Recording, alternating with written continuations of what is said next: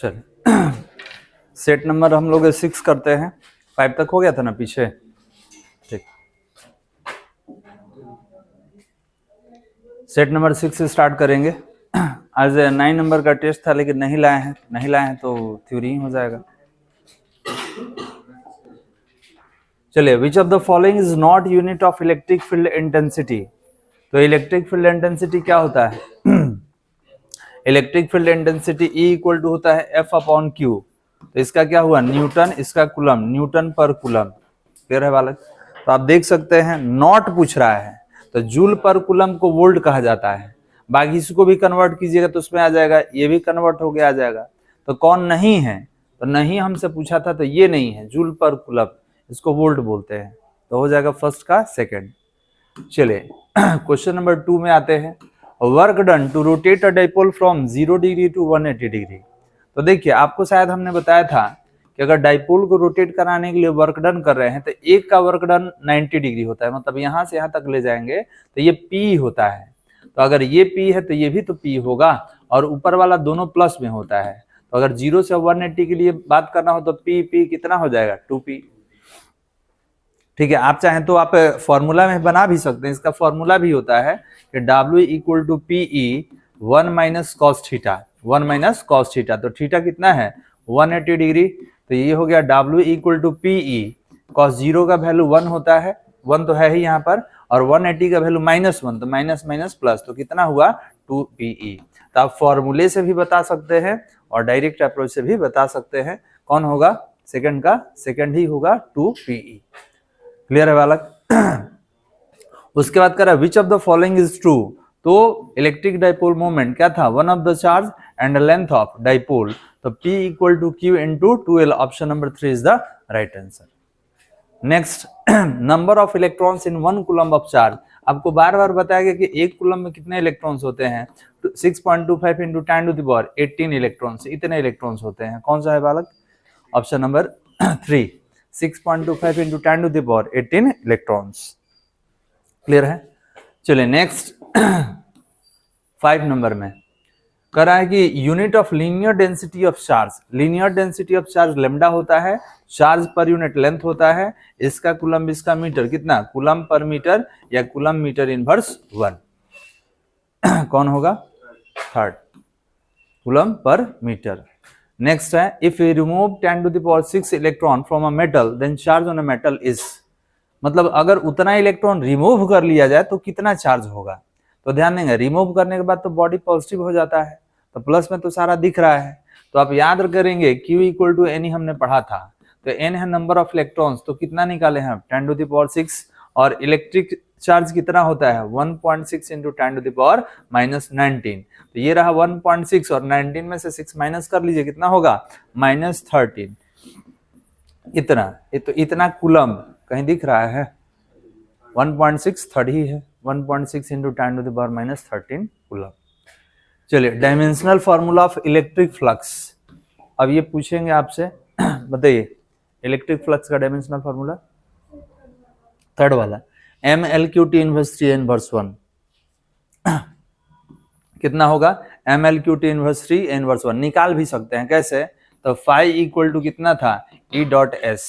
ठीक है, अगर यूनिट का बात कर ले तो इसका न्यूटन क्या था? Newton meter square coulomb inverse 1। याद है बालक? चलिए next, which of the following relation is true. अच्छा एक और है ना जी, डायमेंशनल फॉर्मूला है। डायमेंशनल फॉर्मूला तो हो गया। 8 नंबर, 8 नंबर बताइए। 8 नंबर, अच्छा कोई आया है? एक मिनट देख लें।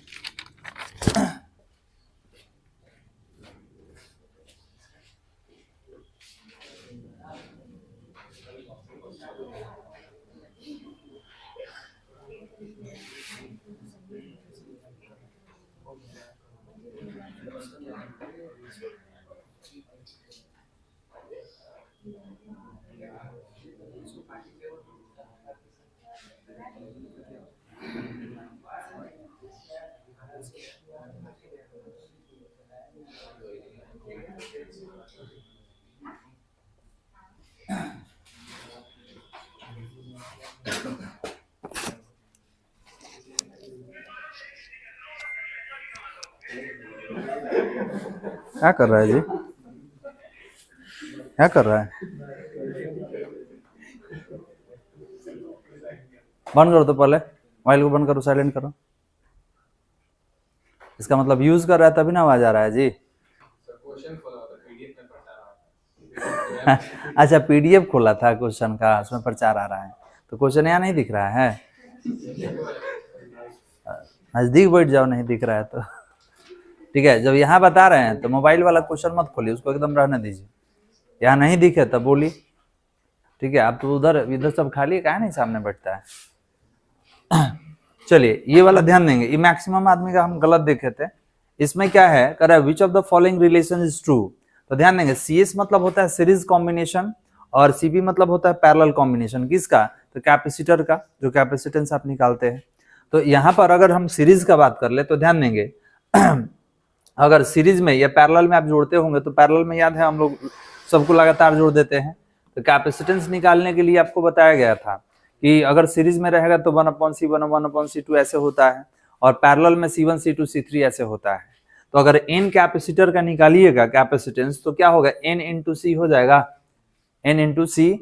और अगर सीरीज में निकालते हैं, सीरीज में अगर निकाला जाए तो सीरीज में निकालिएगा तो 1/C ऐसे करके कहाँ होता है, तो n/C, और लास्ट में जब उसको उल्टा कीजिएगा तो C क्या हो जाएगा, n।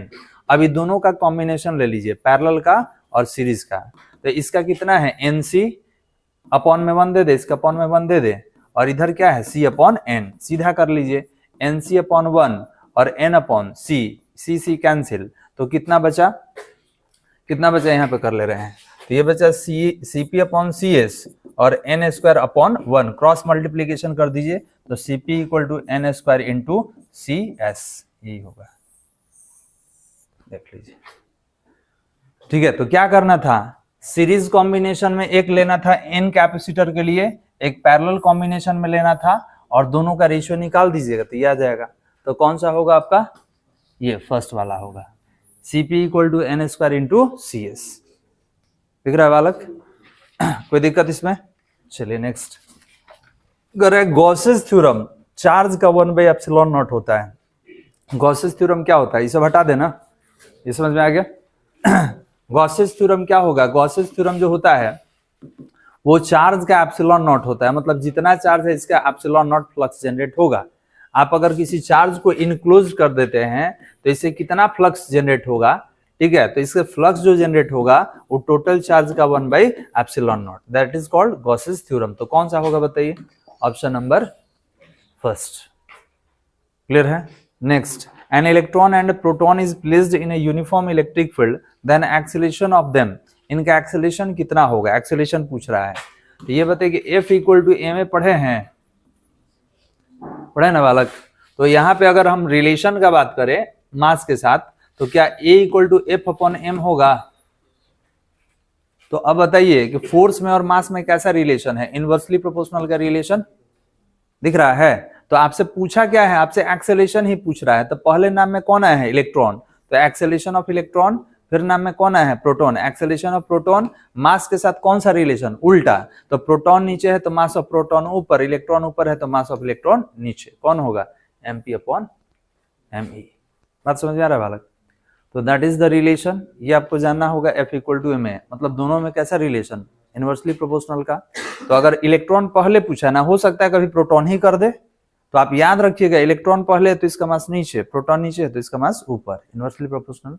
तो कितना हुआ, mp/me, mass of proton upon mass of electron. Option number 3 is the right answer. कोई दिक्कत यहां तक समझने में? आगे बढ़ा दे। चलिए 11 नंबर,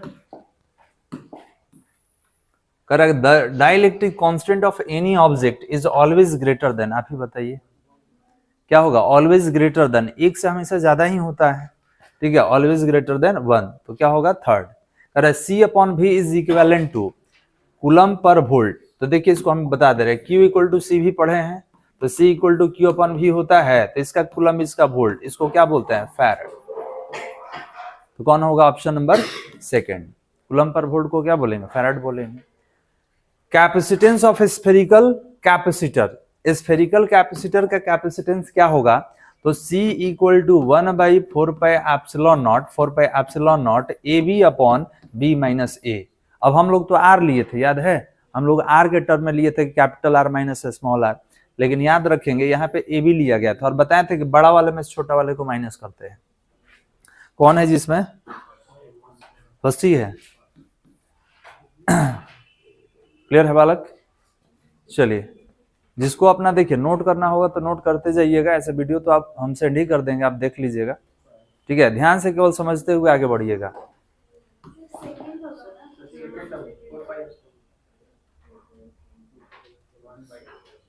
गलती क्या लिखे थे जी अभी? हाँ, ये होता है 4 epsilon naught into A B upon B minus A. हाँ बाबू देखिए गलत हुआ था ना, ये होगा सेकंड वाला होगा। तो आंसर में ठीक था ना, आंसर में सही था ना, ठीक। चलिए, डाइलेक्ट्रिक पावर, डाइलेक्ट्रिक स्ट्रेंथ होता है और कितना होता है इसका? ये होता है 3 × 10⁶ वोल्ट पर मीटर। किसके लिए? एयर के लिए। क्यों एयर का निकाले हैं? यूनिवर्सल मीडियम है, ठीक है, तो एयर का हम लोग निकालेंगे। अगला question, if A sphere is charge by 4 × 10⁻⁶ coulomb which having radius 9 cm, then energy of charge conductor is। Charge conductor का एनर्जी बताइए। एनर्जी कैसे निकाले? क्या क्या दिया हुआ है? डिस्टेंस दिया हुआ है और चार्ज दिया हुआ है, आपसे एनर्जी पूछ रहा है, कैसे निकालिएगा? पहले सी निकाल ले, क्योंकि हमको एनर्जी निकालना है। एनर्जी के लिए क्या चाहिए? Q²/2c, ये चाहिए। तो पहले तो सी निकालना पड़ेगा। तो सी निकालने के लिए स्फेरिकल कंडक्टर के फॉर्मूला क्या होता है? 4πε0 × r, यही होता है। तो इसमें सी निकालिएगा तो इसका वैल्यू होता है 1/9 × 10⁹ और रेडियस कितना दिया था? 9 सेंटीमीटर था ना, तो 9 × 10⁻⁻2, तो 9 9 कैंसिल, तो ऊपर ले जाइए तो कितना होगा? 9 2 11, और इसका यूनिट क्या होगा? फैराड होगा। तो इतना फैराड आ गया आपका कैपेसिटेंस। अब यूज कर लीजिए किसमें? तो अभी जो पीछे लिखे थे, energy, potential energy U equal to कितना? तो Q²/2c। Q कितना था? 4 × 10⁻⁻6 था, तो 4 × 10⁻⁻6 का स्क्वायर कर लीजिए। चलिए, नीचे 2 है, C का वैल्यू 10⁻11, ये था ना बालक? देखिएगा, अब ये कितना हो गया? ये हो गया 16 और ये 10⁻12, ये कितना रहा? 2 × 10⁻11, तो 2 8 जा 16। अब पोटेंशियल एनर्जी 8 तो हो गया, एक चीज और देखिए, ये -11 है, -11 -12, तो एक तो बचेगा यहाँ पे। यहाँ पर कितना लिख सकते हैं? तो लिख सकते हैं 8⁻1, तो डेसिमल लग जाएगा, कितना होगा? 0.8 जूल। अब देखना होगा इतना है कि नहीं, देख लीजिए। 5 है, पूरा कट जा रहा है, तो 5 कहाँ से आ जाएगा जी? 4 4 16 ना, 80 तक होगा, I think that is wrong. 0.8, हाँ जूल के जगह पे देखे लिख दिया है, जूल है ना, ये जूल है, 0.8 होगा, 85 नहीं होगा, तो पूरा कैंसिल हो रहा है। चलिए, तो एक बार देख लीजिए, कहीं अगर कैलकुलेशन फॉल्ट या समझने में परेशानी हो तो पूछ सकते हैं। समझ में आ रहा है कि? हटा दे इसको। हैं इसमें देखते रहिएगा, यहाँ बैठ जाइए, वो खोलेंगे ना। चेंज कर ले बालक, नहीं चेंज करें, भेज देंगे, देख लेना, बना लेना, क्योंकि आप लिखिएगा ना तो टाइम ज्यादा लगेगा। अभी 2-3 सेट है, ठीक है, हो जाएगा ना बालक? ऑप्शन सुधार लीजिएगा, वहां पे जूल कर लीजिएगा। चलिए नेक्स्ट तो हो गया। कितना था? 15। 16 में आइए, 16 में बताओ जी कौन होगा? कौन बताएंगे? तुम बताओ जी बालक, उज्जवल, ये बताए 16 नंबर।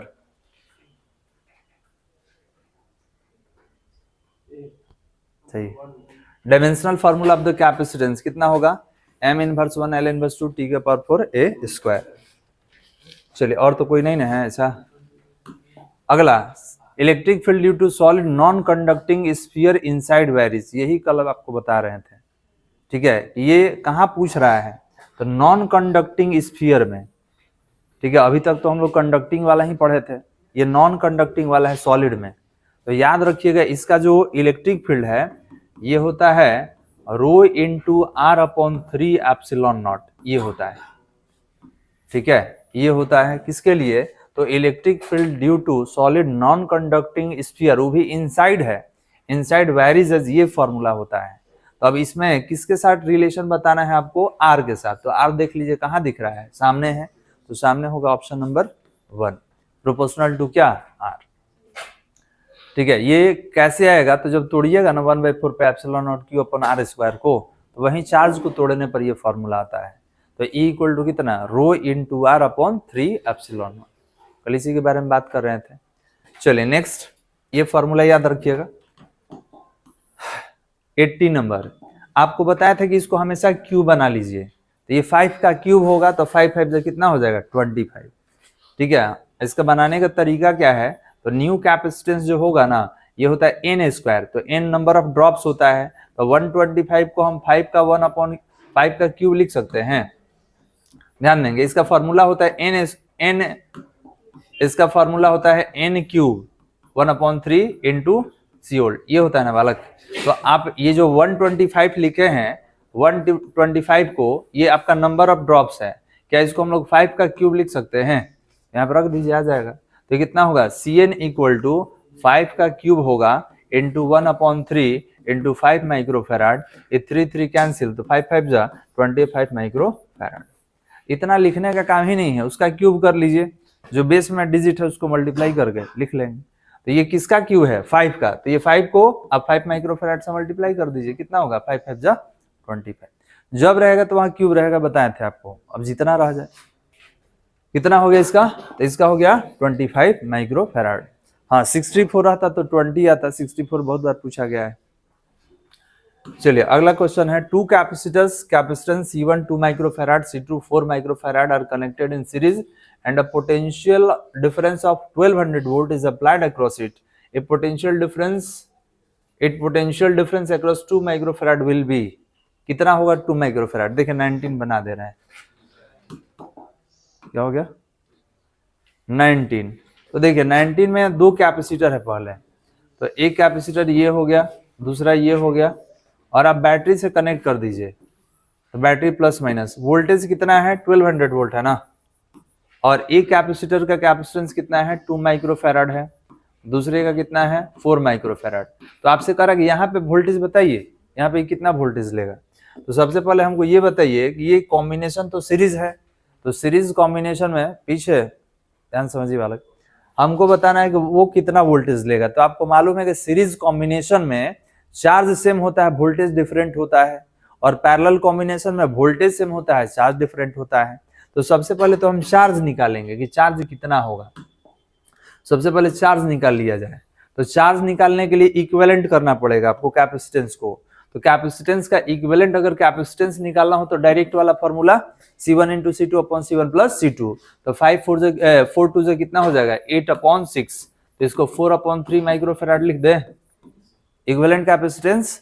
अब बताइए Q इक्वल टू CV होता है, CV, तो ये कौन सा इक्विवेलेंट वाला, ये कितना है 4/3, और कितना वोल्ट का बैटरी लिया है 1200, तो कितना होगा 3 4 जा 12, तो 400, ये कितना हुआ 1600, माइक्रो नहीं ना हटाए हैं तो माइक्रो कूलम। तो आपका टोटल चार्ज कितना आ गया 1600 माइक्रो कूलम। अब हमसे पूछ क्या रहा है, वहां पे वोल्टेज पूछ रहा है, निकालिए। Q इक्वल टू CV पढ़े हैं तो C1 भी होगा, क्योंकि पहला पे आपसे पूछ रहा है। तो जब वहां पे वोल्टेज निकालिएगा, ठीक है, वोल्टेज अलग होता है तो V1 लिख लीजिए, क्योंकि दोनों का वोल्टेज अलग है।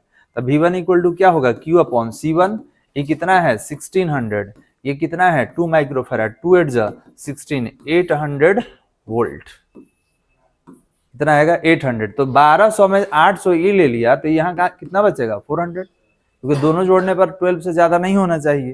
तो अगर यहाँ कहता कि नहीं हमको यहाँ बताइए, तो क्या करते, यहाँ C1 की जगह C2 रख देते। तो अगर 800 वो लेगा तो ये 400, बाकी जो रिमेनिंग बचेगा इसके पास। क्लियर है बालक। तो ये आपका मेथड है, तरीका है, आप निकाल सकते हैं। अब देख लीजिए कौन सा ऑप्शन सही है। कितना है 800 वोल्ट है ना,